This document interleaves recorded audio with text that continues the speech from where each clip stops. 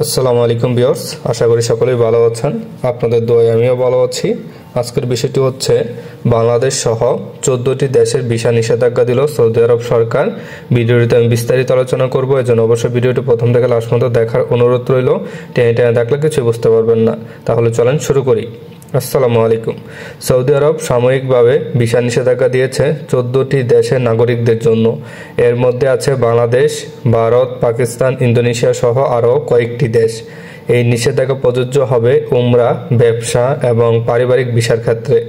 তবে যারা ইতিমধ্যে উমরা ভিসা নিয়ে সৌদি আরবে যাওয়ার প্রস্তুতি নিচ্ছেন তাদের জন্য গুরুত্বপূর্ণ তথ্য হলো 13 এপ্রিল পর্যন্ত সৌদিতে প্রবেশের অনুমতি থাকবে এবং 29 এপ্রিলের মধ্যে সৌদি আরব ত্যাগ করতে হবে।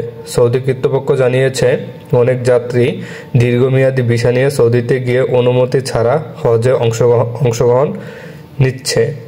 আবার কেউ কেউ হজ শেষে দেশে না ফিরে অবৈধভাবে অবস্থান করছেন। এইসব পরিস্থিতি নিয়ন্ত্রণে আনতেই সৌদি সরকার এই ভিসা নিষেধাজ্ঞার সিদ্ধান্ত নিয়েছেন। তবে চিন্তার কিছু নেই।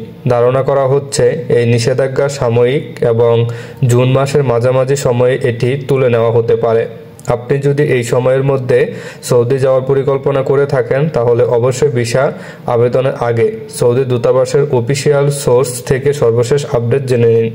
এই ধরনের গুরুত্বপূর্ণ তথ্য পেতে আমাদের চ্যানেলটি সাবস্ক্রাইব করুন এবং ভিডিওটি আপনার বন্ধুদের সঙ্গে শেয়ার করতে বলবেন না। আল্লাহ হাফেজ।